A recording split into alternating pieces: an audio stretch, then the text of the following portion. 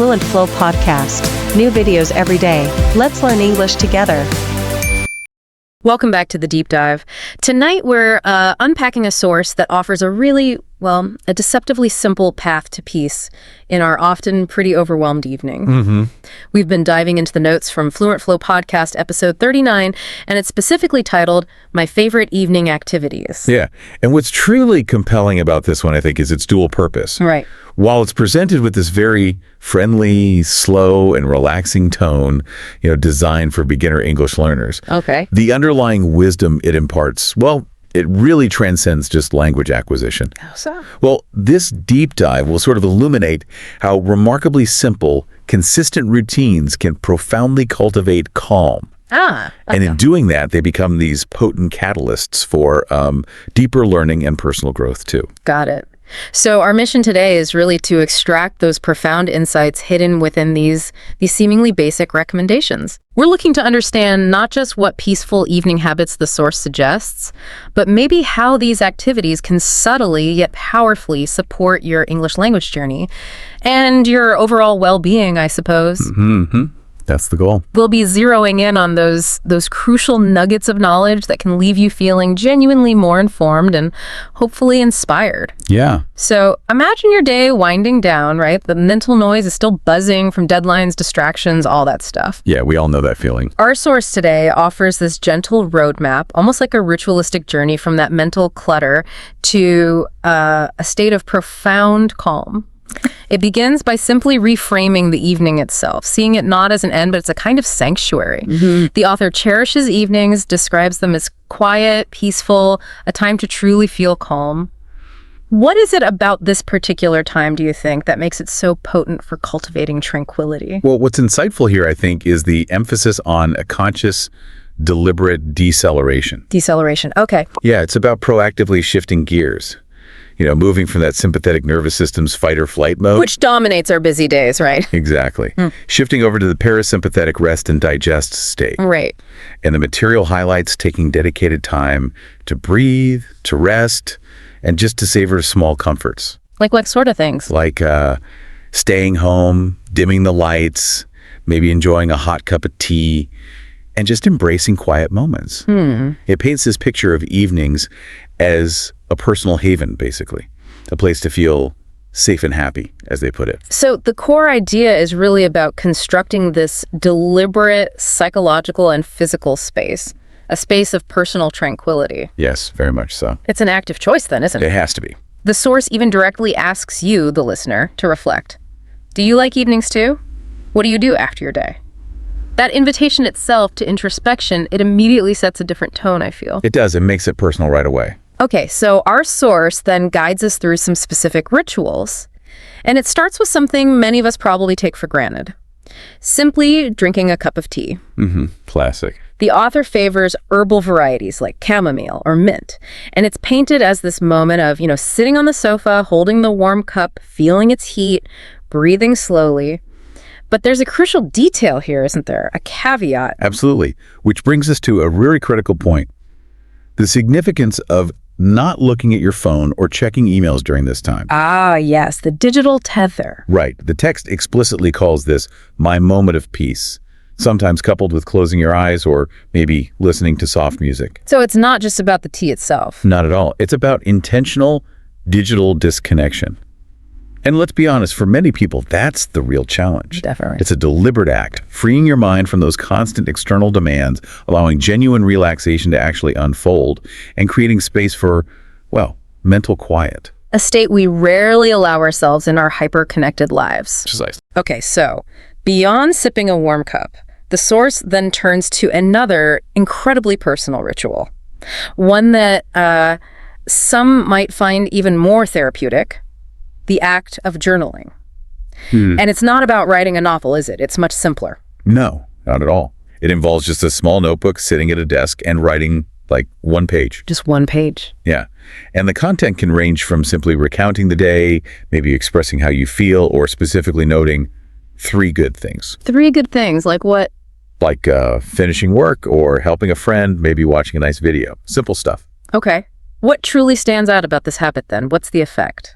Well, it's powerful cognitive impact, really. This isn't merely writing. It's an exercise in cultivating gratitude. Right, the gratitude practice. Yeah, and research consistently shows that it can significantly boost overall well-being and reduce anxiety. Interesting. It also serves as a kind of mental purge, helping the mind feel lighter by getting thoughts and emotions out onto the page. Makes sense. And for our deep dive, the material suggests trying this in English, even just one sentence every evening. The language learning angle. Exactly.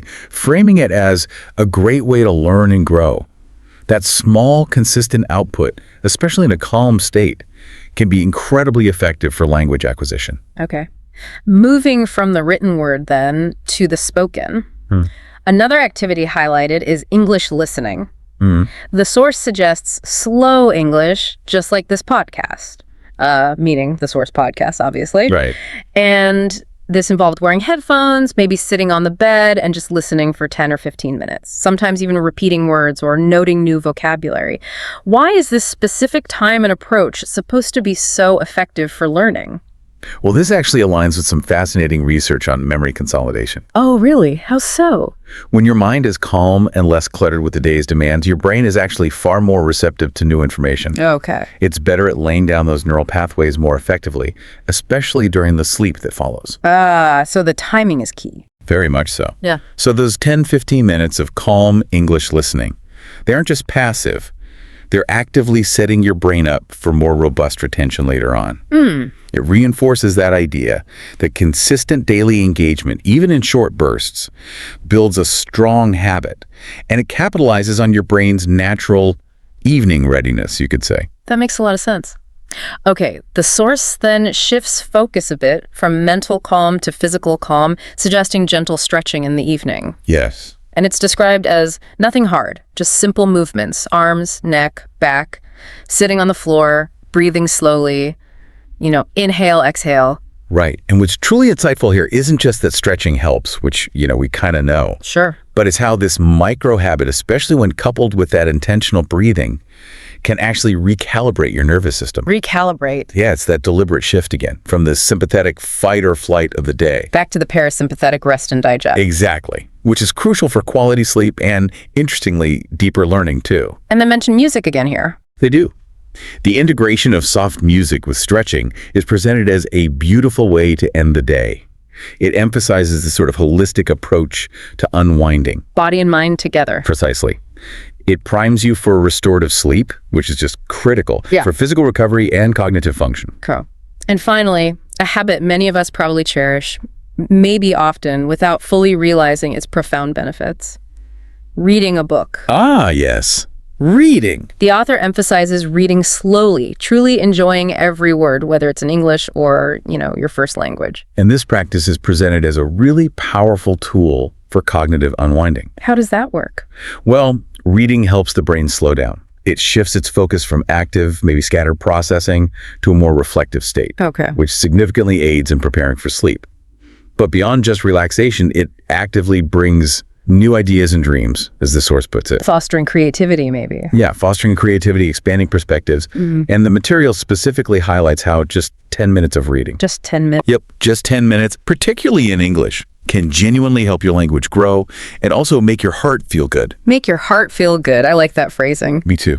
Yeah. It speaks to the emotional and psychological benefits, not just the cognitive ones. Okay, so we've walked through these 5 seemingly simple rituals.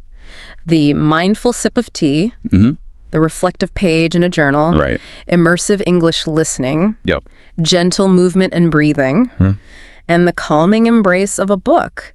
The material then just recaps them as the author's 5 favorite evening activities. Yeah, and the genius then seems to be in how they collectively form this kind of holistic evening cocoon. A cocoon. Nice image. The overarching message isn't just that these activities are nice, it's that despite their simplicity, they profoundly make life better. How so? Better? Well, they're presented as essential components for maintaining calm, fostering happiness, and promoting long-term health. It's quite fundamental, actually. And the source really encourages you, the listener, to actively try incorporating some of these activities into your own routine. So after this deep dive into my favorite evening activities, the profound takeaway isn't just that simple habits work. It seems to be more about the counterintuitive power of intentional simplicity in our totally overstimulated world. I think that's a great way to put it. For our well-informed listeners, this isn't just about unwinding, is it? It's about strategic self-care. Exactly. Strategic self-care that recharges your cognitive and your linguistic batteries, enhancing your capacity for focus and learning the next day. Which then raises that important question, right? How can you take these insights and genuinely adapt them? Adapt them to your own unique life, your own demands. That's the key. Maybe it's just starting with 10 minutes of quiet reading, or like you said, that single cup of tea without the pull of notifications. Yeah, start small. Yeah. Consider how even one small, consistent shift in your evening routine, maybe it's incorporating a bit of that calm English listening, or maybe the reflective journaling, how that could not only make a significant difference for your well-being, but also quietly yet powerfully, maybe accelerate your language learning journey too. A gentle acceleration. Precisely.